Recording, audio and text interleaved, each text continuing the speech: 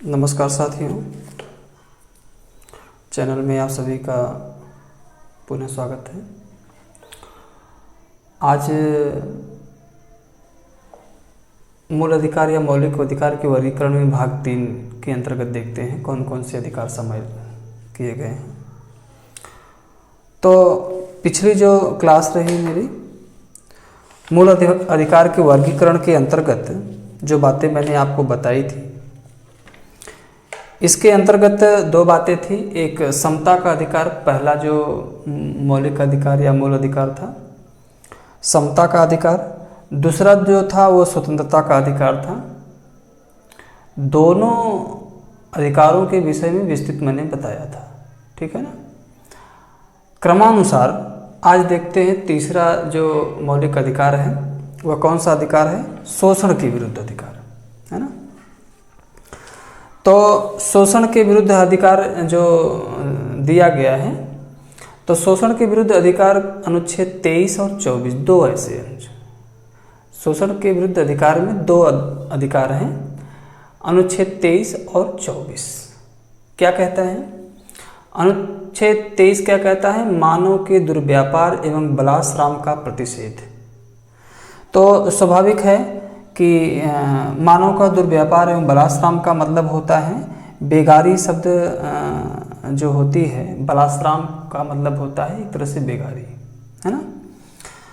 तो जैसे ये है कि शोषण अर्थात मानव का दुर्व्यापार का तात्पर्य होता है जिसे दासता शब्द के स्थान पर संविधान में प्रयुक्त किया गया है, बलात्श्रम, है ना। पहले संविधान में दासता शब्द था, उसे हटा दिया गया, उसके स्थान पे बलात्श्रम कर दिया गया। बलात्श्रम का तात्पर्य यही होता है कि एक तरह से जोर जबरदस्ती पूर्वक कार्य कराना, है ना, बलपूर्वक श्रम कराना, इस तरह बलात्श्रम होता है। तो मानव का दुर्व्यापार यानी कि व्यक्ति के खरीद फरोख्त पर भी प्रतिबंध है पूर्णतः, यानी किसी व्यक्ति को आप खरीद नहीं सकते, किसी व्यक्ति को आप बेच नहीं सकते। मानव का दुर्व्यापार एवं बलात्श्रम, तो मानव का दुर्व्यापार भी नहीं कर सकते और ना ही मानव को आप बलात्श्रम भी कर सकते हैं। तो दोनों जो है इसका निषेध किया गया है। तो अनुच्छेद 23 क्या कहता है? क्या कहता है कि मानव की खरीद फरोख्त पे भी प्रतिबंध है और मानव के बलात्संग पर भी प्रतिबंध है या प्रतिषेध किया गया है। तो ये अनुच्छेद 23 हो गया। अनुच्छेद 24 क्या कहता है कि कारखानों आदि में बालकों के नियोजन का प्रतिषेध, यानी कि जो कल कारखाने हैं उसमें 14 वर्ष के कम आयु के जो बालक होंगे उनके कार्य करने पर प्रतिबंध लगाया गया है। तो यह जो है शोषण के विरुद्ध अधिकार में शामिल किया गया है। तो जो जिन बालकों की उम्र 14 वर्ष से कम है उन्हें, जैसे जो कल कारखाने हैं या कारखाने आदि जो संचालित हो रहे हैं, उनमें उनके कार्य करने पर या उनके नियोजन का प्रतिषेध किया गया है, ठीक ना। तो अगर इस तरह से बातें हैं तो ये कानूनन जुर्म है। तो शोषण के विरुद्ध अधिकार में दो शामिल किए गए हैं, एक अनुच्छेद 23, एक अनुच्छेद 24, 2 शामिल हैं, ठीक है ना। हाँ, इसके आगे चलते हैं। तो जो चौथा मूल अधिकार है, चौथा मूल अधिकार कौन सा है? क्रमानुसार कौन सा है? धर्म की स्वतंत्रता का अधिकार, यानी कि धार्मिक स्वतंत्रता का अधिकार या धर्म की स्वतंत्रता का अधिकार, यह चौथा मूल अधिकार है। अब देखिए इसमें कितने अनुच्छेद हैं? अनुच्छेद 25, है ना, अनुच्छेद 25, 26, 27 और 28, यानी कि 4 अनुच्छेदों में वर्णित किया गया है। अनुच्छेद 24 से लेकर के 28 के बीच में धार्मिक स्वतंत्रता का अधिकार है या धर्म की स्वतंत्रता का अधिकार दिया गया है, ठीक है ना। इसके अंतर्गत देखते हैं, हाँ, अब इसके अंतर्गत देखते हैं कि क्या शामिल किया गया है। अनुच्छेद 25। अब अनुच्छेद 25 क्या कहता है? मौलिक अधिकार या मूल अधिकार में अनुच्छेद 25 क्या कहता है? अंतःकरण और धर्म को अबाध रूप से मानने या आचरण करने या प्रचार करने की स्वतंत्रता। तो धर्म जो दिया है धार्मिक स्वतंत्रता का अधिकार, तो अंतःकरण की जो स्वतंत्रता है या अंतःकरण का तात्पर्य क्या होता है? तो अंतःकरण का तात्पर्य यही होता है कि जैसे मुख्य रूप से जो धर्म को मानने की जो बातें हैं, है ना, तो धर्म को एक तरह से आत्मा में मानने की स्वतंत्रता या अंतःकरण की बातें हैं, आत्मा में आस्था की बातें हैं, या धर्म को अबाध रूप से मानने या कोई प्रतिबंध नहीं है धर्म को मानने का, कोई भी धर्म, कोई व्यक्ति किसी भी धर्म को अपना सकता है, इस तरह की बातें कही गई हैं। धर्म का आचरण करने या धर्म का प्रचार करने पर पूरी तरह से स्वतंत्रता दिया गया, स्वतंत्रता मिली हुई है। इसके अंतर्गत जैसे क्या है कि कुछ विशेष तौर पर कुछ धर्मों को अबाध रूप से मानने की भी स्वतंत्रता है। जैसे क्या है कि कृपाण धारण करना तथा लेकर चलना सिख धर्म का एक अंग होगा, यह संवैधानिक व्यवस्था शुरू में ही कर दी गई थी, है ना। और का हिंदू धर्मावलंबी के अंतर्गत सिख, जैन या बौद्ध धर्म को मानने वाले व्यक्तियों को शामिल किया जाएगा, है ना। तो जैसे हिंदू धर्मावलंबी के अंतर्गत जो है सिख भी आते हैं, जैन भी आते हैं, बौद्ध भी आते हैं। तो यह जो शामिल करने की बात थी, यह संविधान में शुरुआती दौर पर ही कह दिया गया था।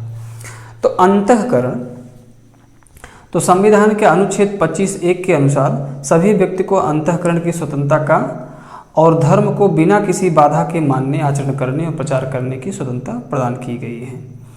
लेकिन इन स्वतंत्रता तथा अधिकार पर लोक व्यवस्था, सदाचार, स्वास्थ्य के आधार पर प्रतिबंध लगाया जा सकता है, ठीक है ना। मतलब लोक व्यवस्था की बात कह रहे हैं कि आप लोक व्यवस्था भंग नहीं कर सकते, सदाचरण के साथ रहिए और स्वस्थ के आधार पर ही इस तरह से प्रतिबंध लगाया जा सकता है। अगर मान लीजिए कोई व्यक्ति अस्वस्थ है तो इस तरह से जोर जबरदस्ती पूर्वक जो है धर्म को मानने की बातें यह निराधार रहेंगी। तो अंतःकरण की स्वतंत्रता, अंतःकरण या धर्म को अबाध रूप से मानने या आचरण प्रचार करने की स्वतंत्रता अनुच्छेद 25 में दिया गया है, ठीक है। अनुच्छेद 26 क्या कहता है? अनुच्छेद 26 क्या कहता है कि धार्मिक कार्यों के प्रबंधन की स्वतंत्रता।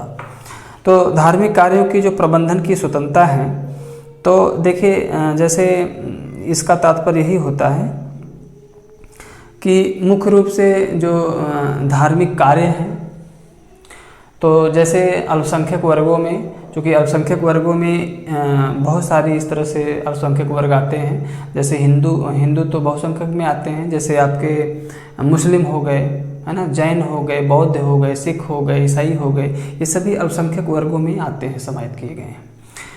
यदि किसी संस्था को जिसकी स्थापना संसद के अधिनियम के द्वारा स्थापित कर दी गई है, तो उसे धार्मिक कार्यों के प्रबंधन की स्वतंत्रता नहीं होगी। यह कह रहे हैं कि धार्मिक कार्यों के प्रबंधन की स्वतंत्रता उसे होगी, है ना, जो संसद के अधिनियम द्वारा स्थापित नहीं किए गए हैं, है ना। जैसे कह रहे हैं धार्मिक कार्यों के प्रबंधन की स्वतंत्रता किसे प्रदान है? जिसकी स्थापना संसद के अधिनियम के द्वारा नहीं की गई है, वहाँ धार्मिक कार्यों की प्रबंधन की स्वतंत्रता है। परंतु आप देखेंगे कि अलीगढ़ मुस्लिम विश्वविद्यालय का जो धार्मिक क्रियाकलाप है, यह मुख्य रूप से संसद के अधिनियम के द्वारा स्थापित किए गए हैं। यानी कि अलीगढ़ मुस्लिम विश्वविद्यालय को धार्मिक क्रियाकलाप करने की स्वतंत्रता नहीं है, ठीक है ना। स्वतंत्रता इसलिए नहीं है क्योंकि इसकी स्थापना जो है संसद के अधिनियम के द्वारा की गई थी, तो इसलिए धार्मिक कार्यों की प्रबंधन की स्वतंत्रता है। जिन संस्थान की स्थापना संसद के अधिनियम के द्वारा नहीं की गई है, वहाँ पे इस तरह की स्वतंत्रता दी गई है। लेकिन जहाँ पे संसद के अधिनियम के द्वारा जिस संस्था की स्थापना की गई है ना, वहाँ जो है इस तरह की स्वतंत्रता, धार्मिक कार्यों की प्रबंधन की स्वतंत्रता नहीं है, ठीक है ना। तो धार्मिक कार्यों की प्रबंधन की स्वतंत्रता अनुच्छेद 26 कहता है ना। अनुच्छेद 27 क्या कहता है? अनुच्छेद 27 क्या कहता है? कह रहा है कि किसी विशिष्ट धर्म की अभिवृद्धि के लिए करों के बारे में समुदाय की स्वतंत्रता, है ना।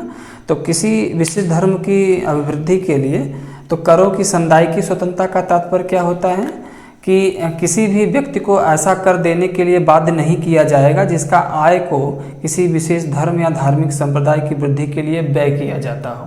यानी कि धर्म की अभिवृद्धि के लिए यदि कोई गरीब व्यक्ति है है ना, तो उससे आप इस तरह उस धर्म की अभिवृद्धि के लिए बलपूर्वक आप उसे कर देने के लिए बाध्य नहीं करेंगे। इस तरह की बातें रखी गई हैं। तो किसी धर्म की अभिवृद्धि के लिए करों की समुदाय के बारे में स्वतंत्रता जो बातें कही गई है, ये अनुच्छेद 27 में है। 28 क्या कहता है अनुच्छेद?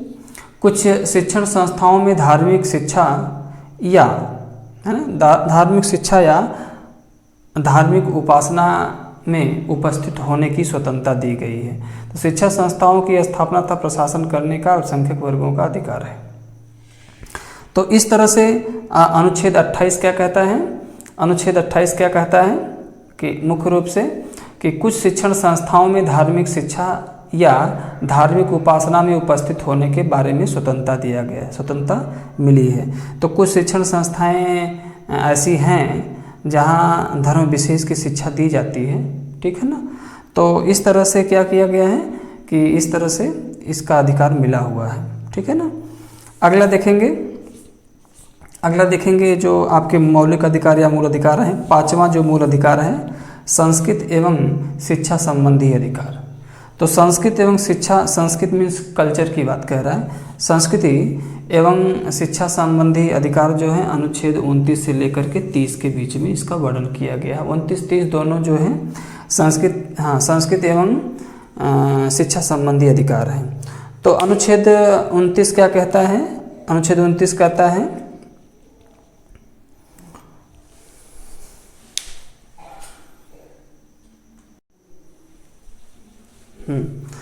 अनुच्छेद 29 क्या कहता है? अनुच्छेद 29 कहता है अल्पसंख्यक वर्गों के हितों का संरक्षण है, ठीक है ना।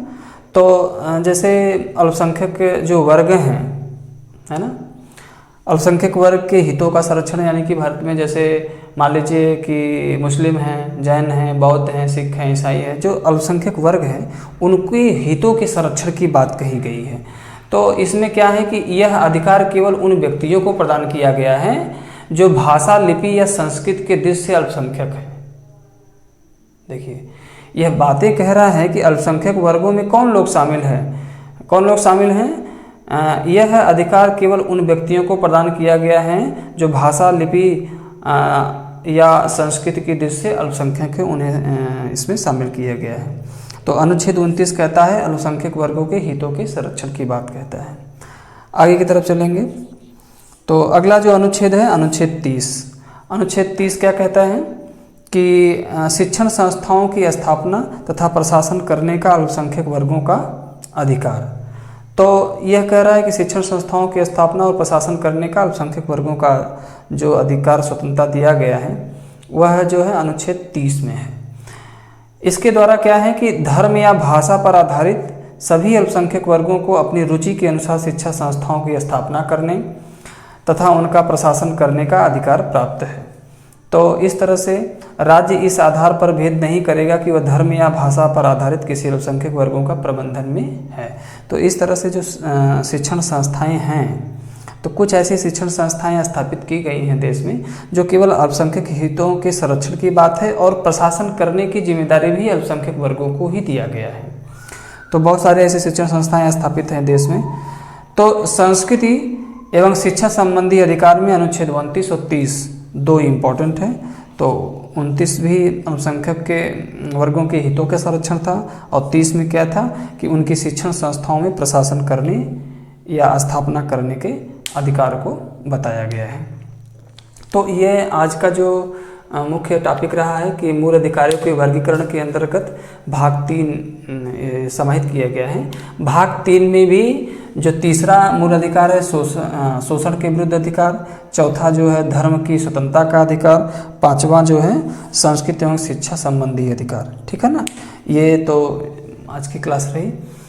अगली जो क्लास होगी वह मूल अधिकारों के वर्गीकरण में भाग 4 से होगी और भाग 4 जो है मोस्ट इम्पॉर्टेंट है और ख़ासकर ये फोकस जो भाग 4 से किया जाएगा या भाग 4 को मैं टच करूँगा, पढ़ाऊँगा, वह उत्तर प्रदेश सब इंस्पेक्टर के लिए, यूपीएसआई के लिए बहुत ही इम्पॉर्टेंट होगा, जिसे आप छठवां जो मौलिक अधिकार है संवैधानिक उपचारों का अधिकार।